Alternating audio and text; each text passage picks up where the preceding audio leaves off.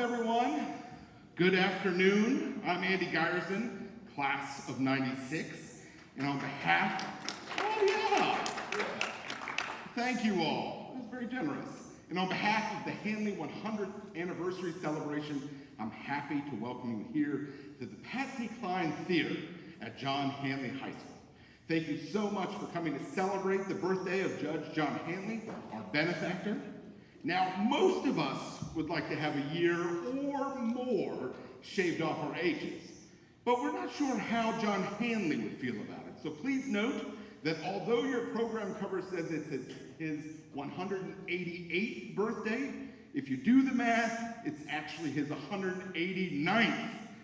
We are sorry, Judge John Handley. Handley High School's 100th celebration runs through June, so there are a lot of events coming in the months ahead. You can find information about some of those on the back of your program. Be sure to visit the website onehandley.com for the most up-to-date information, and also follow the celebration on Facebook. On Friday, representatives of the Student Government Association laid a wreath on Judge Handley's grave at Mount Hebron to commemorate his birthday. There was a nice story about that in the Winchester Star yesterday, which has given great coverage to many of the celebration's events. So be sure to watch for newspaper articles and updates as well. And of course, every Friday in both the newspaper and the onehandley.com website, we reveal 2 more of the Handley 100 Handley Notables. Hopefully I'll be in the mix soon enough. We shall find out soon. We've already passed the G's. Oh, we've passed the G's. Well, maybe we'll turn around, who knows? Wait a minute now, wait a minute. Oh, look, do you see that couple over there? That's Steve and Ellen Jacobs. They're here this weekend visiting Winchester from Maryland. Steve and Ellen love history and architecture, and they love exploring new towns and learning interesting things about them. They've come to the right place at the right time, don't you think? After exploring Winchester on their first day of their visit, they are now making their way south on Braddock Street. Let's watch as they explore. This is such a beautiful town. I'm getting some great pictures. Oh, hey, look at that. It's the Rouse Fire Hall, Yeah. home of old Jake. I guess that's old Jake up at the top on the weather vane. Oh, how cool is that? Oh, I wonder how old he is. Yeah. Oh, there it is. George Washington's Office Museum. How cool it is to think that George Washington himself worked right up there and when he was young. Oh, that is so fun. There's young George himself. Kind of cute. Oh, Hey, what's... look over there. What is that building? Oh, I think that's the Shenandoah Valley Discovery Museum. I love how they incorporated that roof into the activities area. Oh, there's some really interesting houses on this street. Oh, look at that. Wow. Oh, different. It's a beautiful town. Oh, look at that. Look at the gingerbread around the door frame. Very historic. Very historic. Get a picture. Yeah. Oh, I love those stone buildings. It is a lot. That one has seen better days. Yeah, I hope so. It was probably beautiful in its day. Yeah, you think they'd do something about that. Oh, look at that. Triangle Diner, you hungry? Oh, yes, that's a good place for us to take our lunch break. I don't think it's open. Well, why not? Oh, well, maybe it's closed on Sunday. Okay. Well, oh, hey, look at that. what is this? is lovely. Maybe it's a city park or someplace where there's lots of light and you can see things. Beautiful building. Oh, wait. Look at that building up there. It must be a college. I didn't know Winchester had 2 colleges. What is it? That's a high school. That must be private, don't you think? No. The sign says an endowed public school. Wow. I wonder who endowed it. Maybe somebody named Handley? Smart aleck. I mean, I wonder who he was. No. Okay, here's a monument. That might tell us. It's probably closer. Erected in memory of Judge John Handley, benefactor of Handley School, by the grateful children and citizens of Winchester, Virginia. Oh, that is nice.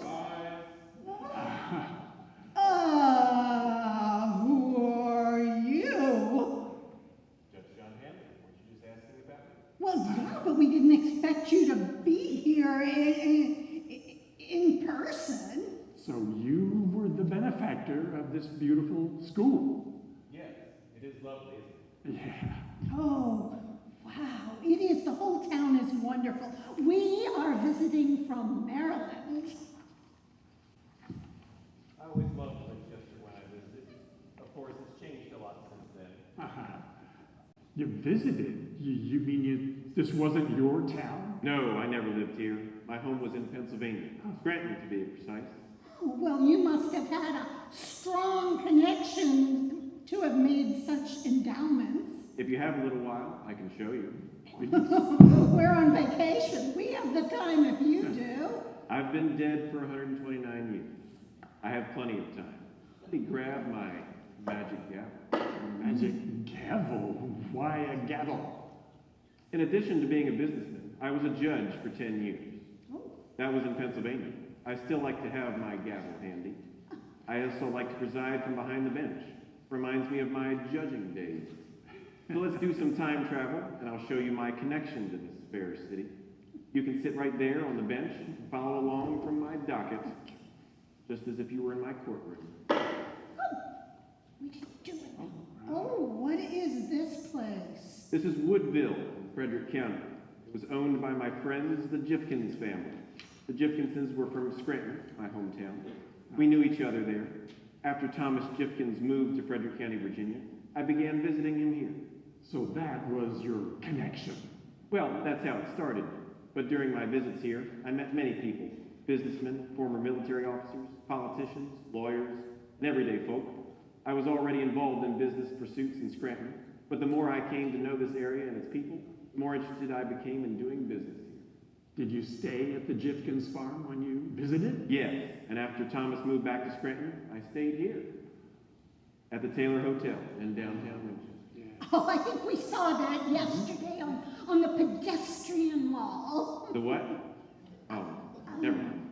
I was a regular visitor here at the home of my good friend, Major Holmes Conrad. This was the Conrad house on Cameron Street. I think it's a parking lot now. Oh, that's a shame.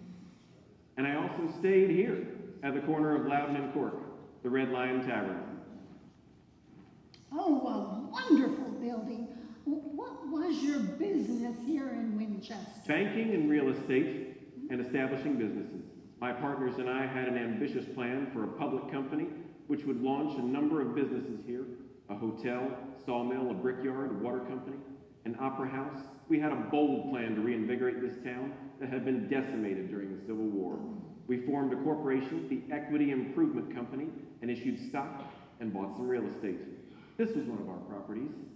Oh, wow. The Winchester Inn. Unfortunately, it was not a successful venture. It only operated as a hotel for a very short time. A few years later, it was demolished to make way for a parking lot for the city's new hospital on Stewart Street. I suppose parking lots are a necessity, but still, that's such a shame. This vacant land was another purchase of the Equity Improvement Company, 72 acres, located along the Valley Turnpike, where you and I met a short time ago. The school property?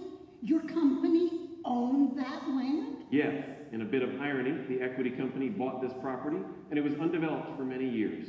After I died and the company went defunct, the land was sold to the board that had become entrusted to manage the money I had left to the town.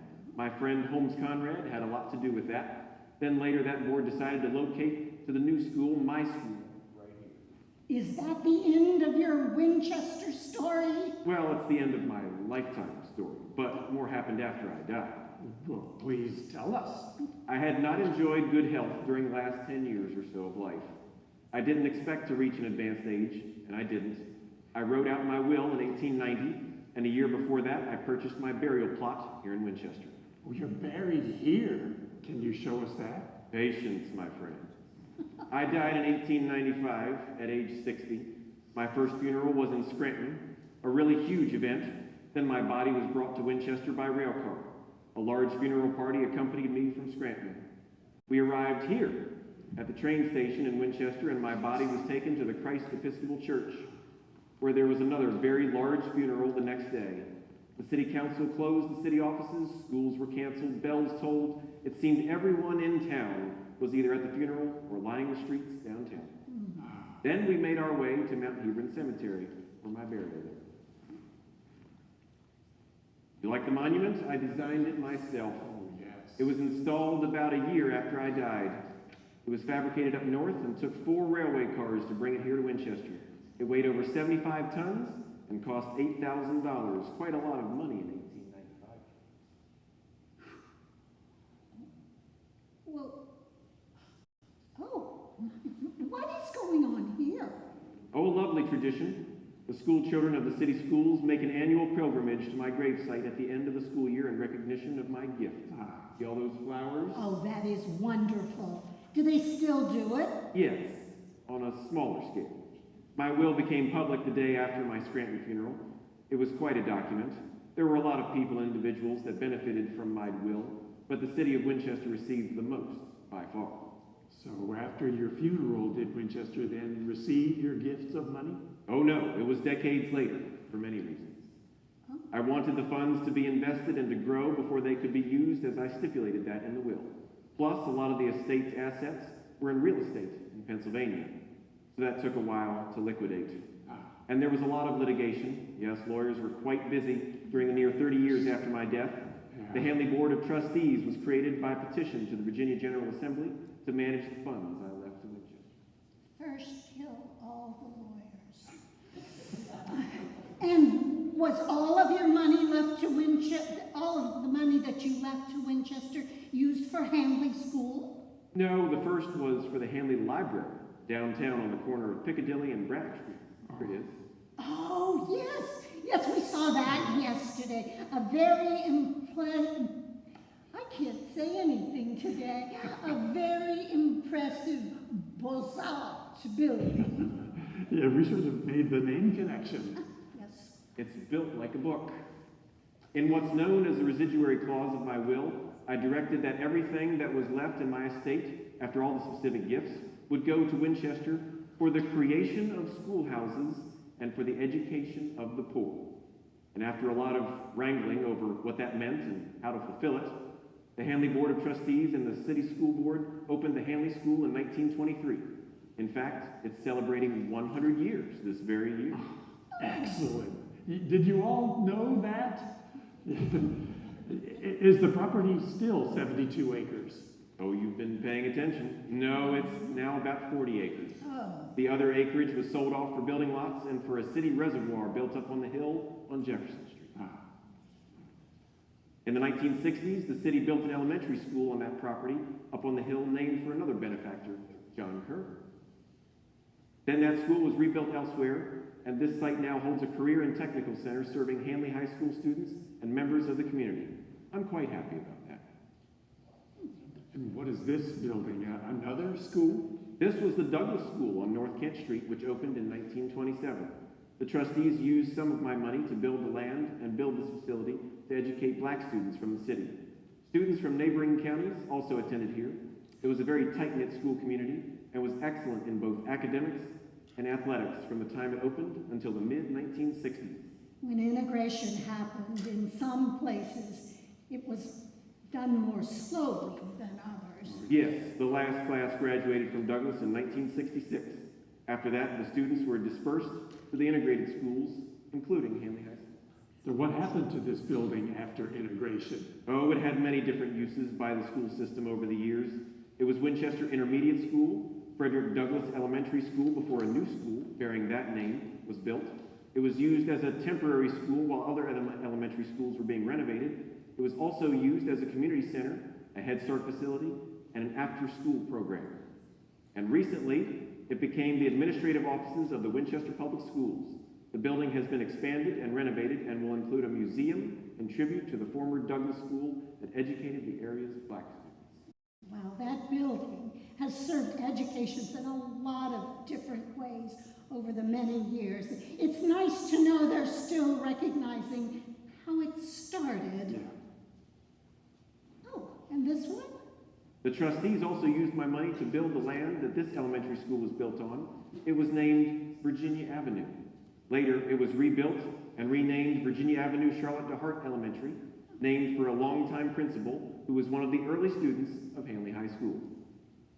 So you see, I really had quite a lot of connections to the places and people of Winchester, both during my life and after I died.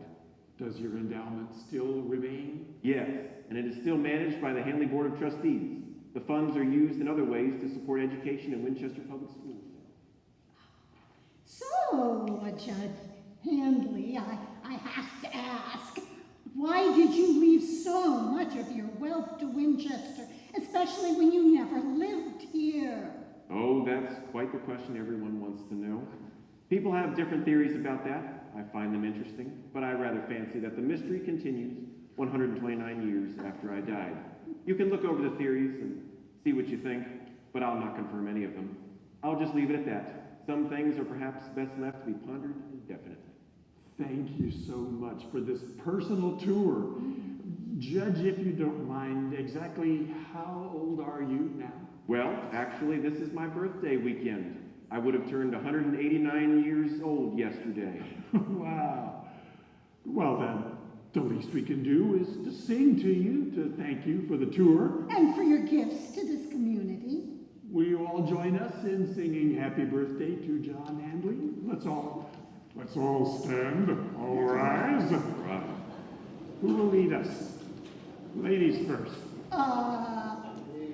Happy birthday to you. Happy birthday to you.